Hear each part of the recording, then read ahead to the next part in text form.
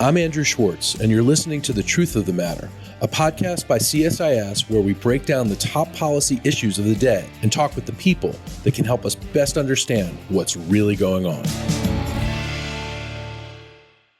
To get to the truth of the matter about the Iranian elections and about what is going on in the Red Sea shipping lanes vis-a-vis the Houthis, we have with us Norman Roule, Senior Advisor at CSIS, longtime senior U.S. official in the intelligence community. Norm, welcome back to Truth of the Matter.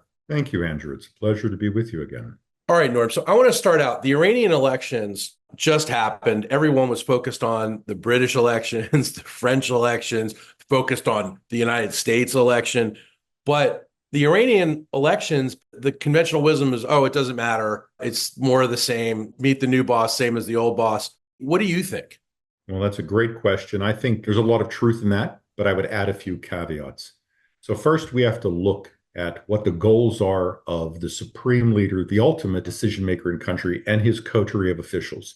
Their primary goal is sufficient stability within Iran to enable the continuation of the Islamic Republic for another generation.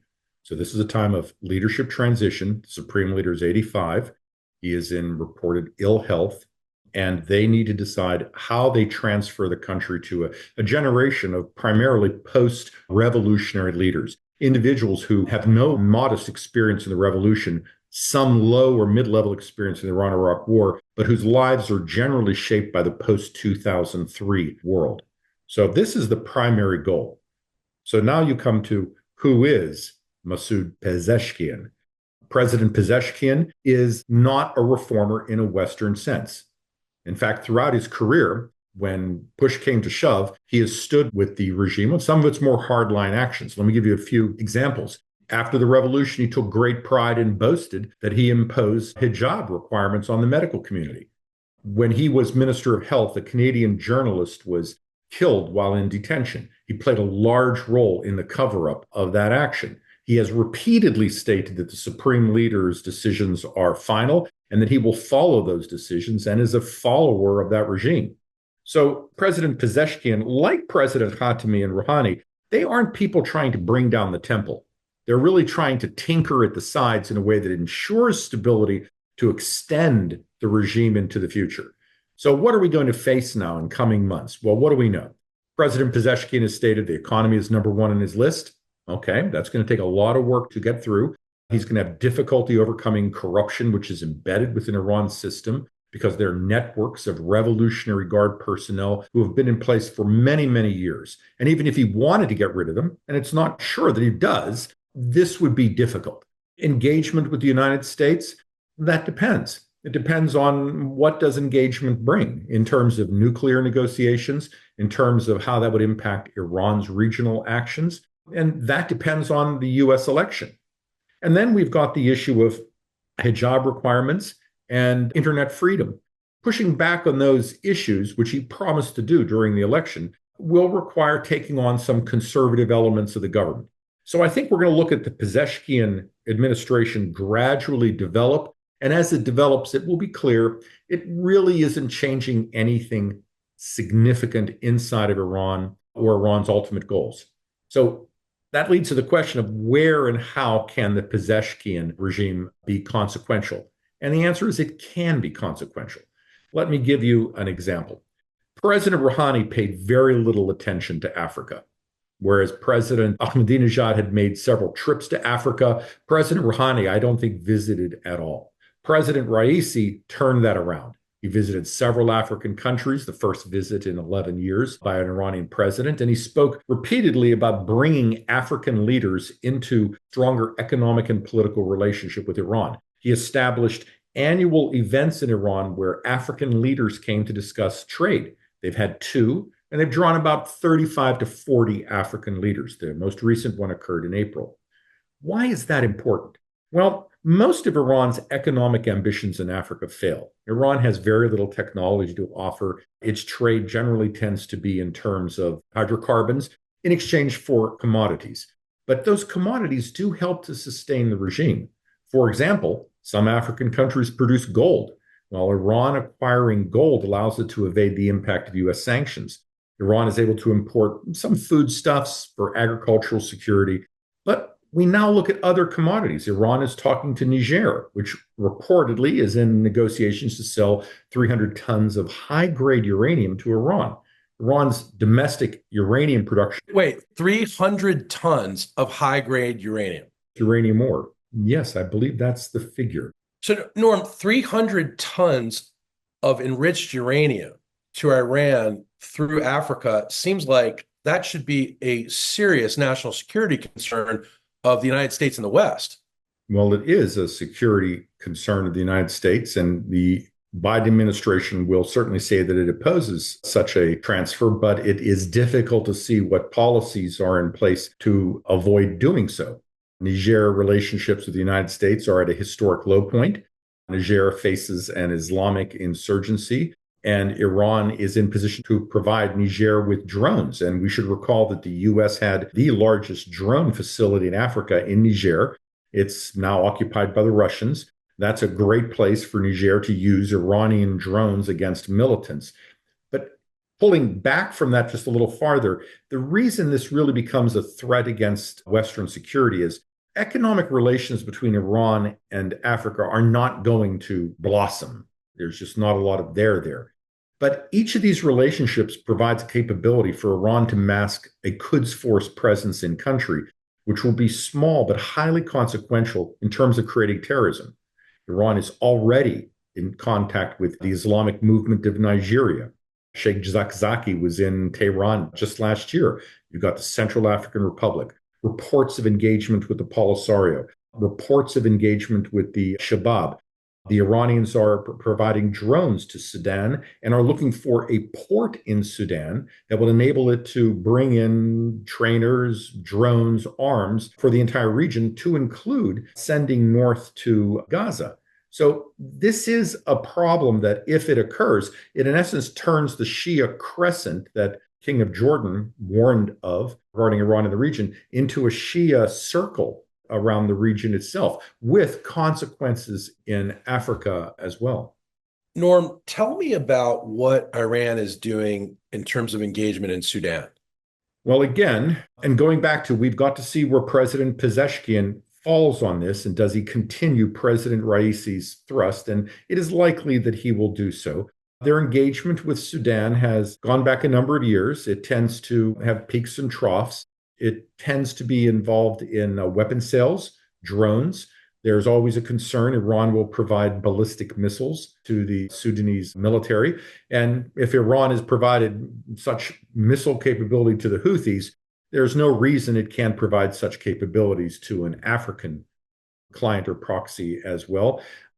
Again, Iran looks at Sudan as a place for a port. That port is to enable its anti-piracy personnel, some trade with Africa, but it really will be something to allow it to ship weapons and trainers into a part of East Africa where Iran has traditionally operated with Palestinian militants and other militants to do everything from training and smuggling weapons to use against Israel in support of Hamas, to setting up weapons transshipment sites to bring weapons into Yemen, and for operations against Saudi Arabia.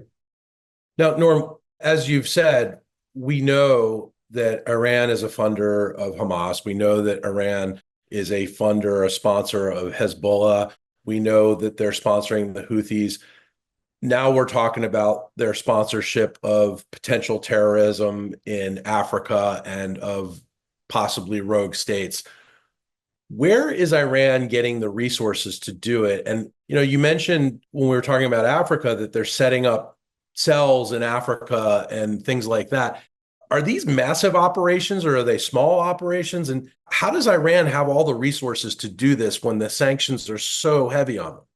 Well, I would also point out that Iran has used its presence in Africa to conduct Quds Force operations involving Quds Force officers who move weapons themselves. And there have been some high-profile compromises of Quds Force operations and arrests of Quds Force officers in East and West Africa. These are relatively inexpensive operations. The amount of money involved is just transportation costs, low pay, and the cost of weaponry. This is the fundamental basis of much of Iran's terrorism: low cost, high impact.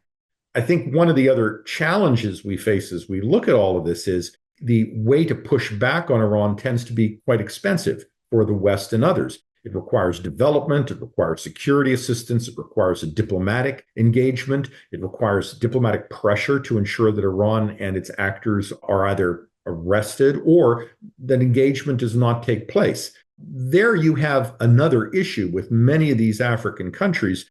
You will have people who will say, look, there's a civil war in Sudan. No one should be involved. Now, certainly that's a right and proper position. The challenge is, how do you keep the bad guys from remaining involved if you pull actors who seek a more normative state for that country out of the process? And frankly, that is the story of Yemen, where the West placed tremendous pressure on Saudi Arabia, the Emirates, and other in the Arab coalition to pull out of Yemen. And it just allowed the Houthis to cement their takeover. And Iran has now provided sufficient weapons and training to threaten the global economy. So I think if you're in the region and if you're outside of the region and looking at this, you've got to be careful about saying we don't want Gulf states, for example, to play a role in the Sudanese conflict, simply because although we want to avoid exacerbating a civil war, but unless we have a plan to pull out Iran and other bad actors, we're just ceding the battle space to the bad guys with an inevitable Yemen-like outcome. All right, Norm, let's talk about Yemen. I think you and I both agree that Yemen is just about the most underreported story out there right now. Let me read you something from last week from the Drewry Global Container Index, where this is the entity that measures rates to ship containers around the world. And what they concluded was shipping rates for 40-foot containers from China to New York in the United States of America increased from $1,331 to $9,158 as a result of the Red Sea crisis caused by the Houthi attacks. I believe the numbers are similar when it talks about containers moving from Shanghai to Los Angeles. Norm, prices are going up all over the world. There's economic fears all over the world, and the Houthis are causing part of it by clogging up the Red Seas. Why is the United States and the West permitting this to happen? Well, those statistics you cited are quite good, and the figures of the cost to ship a 40-foot container, a TEU, to Genoa, New York, Los Angeles, and elsewhere have all gone up significantly. We also have ship congestion in Singapore and Malaysia because there are only so many large ships in the world, and they have to be prepared and fueled in a way to travel around Africa. We also have an increase in pollution. If you care about climate change, the ships are now producing a significant amount of pollution as they go around Africa that they didn't do as they scooted up the Red Sea. You also have, I believe, no liquid natural gas, LNG shipping has gone through the Red Sea since February. And you also have delays in humanitarian aid, not only to Yemen, but to Sudan itself, and greater costs on humanitarian organizations who have to ship humanitarian aid either around Africa or land it in Oman or the Emirates and take it across the Arabian Peninsula and transship it.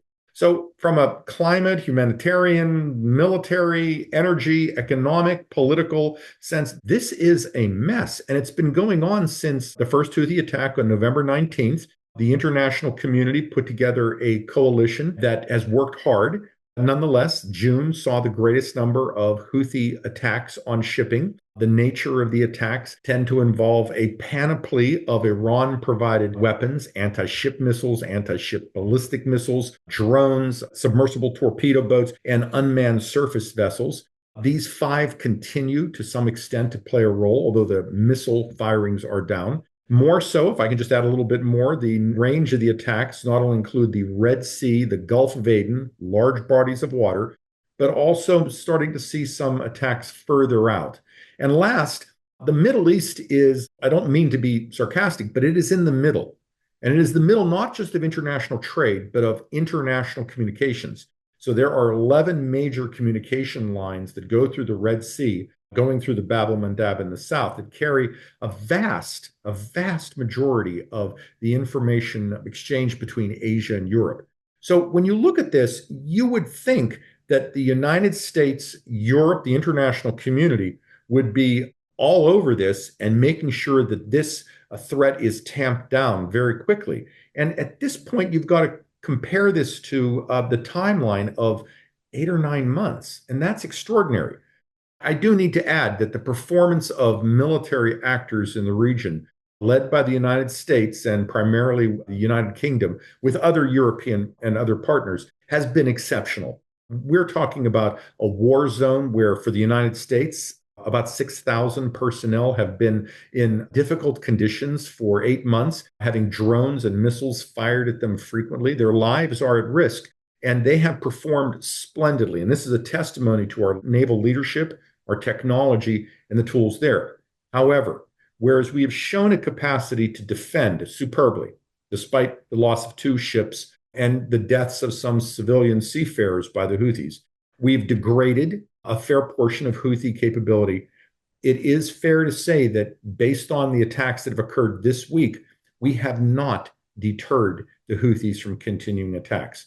If we were writing an analytic product and writing about the so what, as if this isn't bad enough, if the Gaza conflict ends tomorrow, and as the Biden administration hopes, the Houthis cease firing because the conflict has ended, the Houthis and Iran now have a tested capability to impact the global economy to use in the future. So we are likely to see Iran replenish Houthi weapon stocks, provide Houthis with additional training, but more so to address some of the weaknesses in Houthi actions that were tested against the West. And here we're namely talking about the fact that the unmanned surface vessels used by the Houthis don't have the automatic capacity you see by the Ukrainians against Russia. If Iran were to develop and provide that capacity to the Houthis, we're looking at a much more dangerous foe who will certainly employ this capacity at some point in the future against the global economy and the lives of seafarers who go through the region. So, Norm, after October 7th, you and I talked about this on this very podcast, and you predicted precisely what has happened with the Houthis. If you were briefing senior U.S. officials, and I'm talking about very senior U.S. officials, as you did during your career in government, what are some of the options we actually have now to contain and or eliminate the Houthis? The United States traditionally follows a rather predictable escalatory ladder of responses to deter adversaries.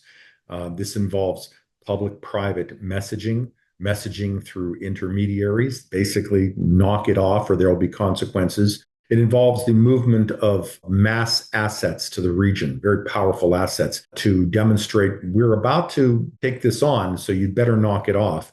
And then finally, a series of strikes that are, in essence, meant to demonstrate we have intelligence to locate personnel and facilities and a capability to touch them at our time of our choosing.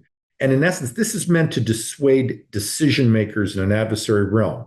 If the initial strikes don't occur, you move up and you attack individuals in the decision-making circle to show them that there is a penalty for their murderous actions. We saw exactly this somewhat boring escalatory ladder be undertaken by the Trump administration that led up to Qasem Soleimani's killing. We also saw this same escalatory ladder be used by the Biden administration in response to attacks on U.S. personnel that left 3 of our American heroes dead in Jordan, that ultimately ended with 2 Kataib Hezbollah actors killed with very sophisticated means in Baghdad itself. So you would follow such a route, one would think, in Yemen. There are those who would say we shouldn't involve ourselves in a Yemen conflict. Absolutely. There are those who say we shouldn't put boots on the ground. Absolutely. But the capabilities to deter adversaries do not necessarily require 100,000 land forces on the ground. Again, we've shown this with our addressing the Soleimani threat and the Iraqi Kataib Hezbollah threat. And we should at least test that process with the Houthis. We have gone so far, but we have halted this. So if you're a Houthi leader, you've really got to ask yourself, what price do any of us pay for continuing our attacks against Israel, the international community, the Americans? And that answer is not much now. But again, that's a policy decision, not a decision that reflects any negative statement on the military personnel who are involved. Norm, finally, I want to ask you about Israel and Gaza. The negotiations for a ceasefire are ongoing. In the north, Hezbollah and Israel seem poised to go at it in a more intense, kinetic way. What do you see in the next days and months in Israel? Do you see an actual ceasefire being able to be worked out? And do you think that in the north, hostilities can be quelled? So there are two issues here: the likelihood of an expansion of the conflict and the nature of Hamas militant decision making on a ceasefire. So let me talk about the first issue. And that would be, since the beginning of this conflict, I have held that there are three judgments that people should keep in mind. The first is that there are no actors in the region who have any incentive to undertake actions that could lead to a conventional conflict, because no matter the outcome, they would suffer tremendously, and this would seriously disrupt their long-term national economic and political objectives. So that's the United States, Iran, Lebanese Hezbollah, everyone, right? Israel, everyone. The second point is there are multiple incentives for Iran and its proxies to continue their current pace of actions against Israel. And as they pass through previous red lines on the type, intensity, and style of attacks, and those red lines are turned pink, those attacks are likely to increase in intensity, although the periodicity will change. The last point is the nature of weapons involved in these attacks in the region are unprecedented in their destructive capacity.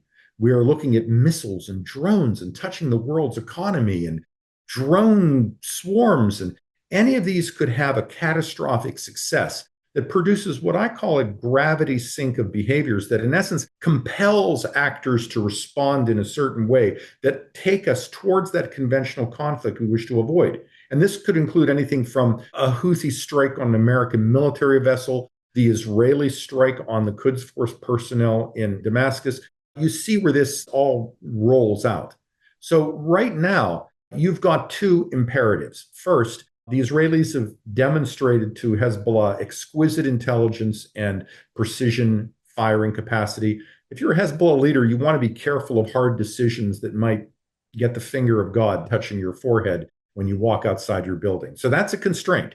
The second part is, if you're in Israel, no matter your views on Benjamin Netanyahu and the conflict and the Palestinian-Israeli issue, Israel cannot tolerate, any more than any other country, a portion of its territory and 80,000 of its personnel being told they can't live and conduct business and go to school in an area because an Iranian proxy group has declared that area off limits. So the Israeli government will be compelled to respond. I don't see that happening unless all diplomatic options are exhausted. Israel is able to be trained, have the ordnance it needs, and a military plan that contends with the inevitable counter Hezbollah strike. One final footnote on this issue.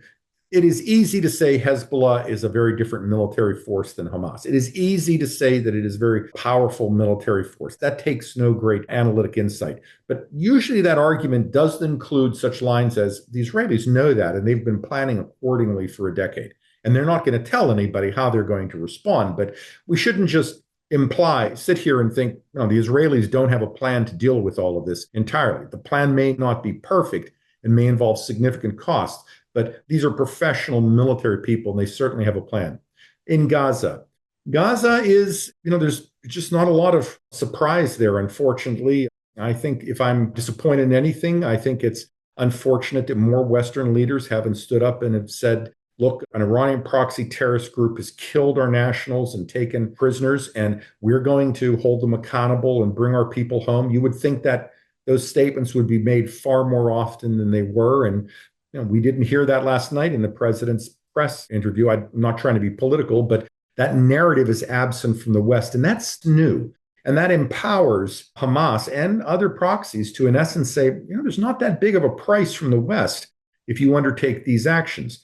If you're Hamas, your goal right now is first survival, and second, to ensure that Israel and the United States remain in a quagmire of political decision-making that, in essence, reduces their influence in the region. If I were Yahya Sinwar, I would certainly not agree to a ceasefire unless I were assured of survival, unless I felt, 2 days from now, the Israelis are going to be kicking down my door and I need to survive. And I think for this reason, you're going to see Hamas insist that Israel agree to, in essence, an end to the war and a situation that, no matter how it's laid out, allows Hamas to dominate the reconstruction of Gaza and the political future of Gaza and the West Bank. There is a danger there. The Palestinian Authority has undertaken reforms. Some believe these are more significant than others. We need an international security force that I don't think is going to happen unless it's American-led and it's got a reformed Palestinian Authority involved in it. You might have some Arab states participate if those things happen. But if you don't have a Palestinian Authority that is genuinely capable, with external assistance, of achieving the stability it needs to rule Gaza and the West Bank, you could invite a process where Hamas eventually takes over. And that's not wise next to Jordan, let alone Israel or Saudi Arabia. So I think it remains complicated. God bless the diplomats. God bless the fighters who are trying to kill Sinwar. I hope they finish both jobs quickly. But this could go on for a while. Norm, this has been an incredible conversation. Thank you for all this terrific insight. Really appreciate it. Can't wait to have you back very soon. Thank you, Andrew. If you enjoyed this podcast, check out our larger suite of CSIS podcasts. From Into Africa, The Asia Chessboard, China Power, AIDS 2020, The Trade Guys, Smart Women, Smart Power, and more. You can listen to them all on major streaming platforms like iTunes and Spotify. Visit csis.org/podcasts to see our full catalog.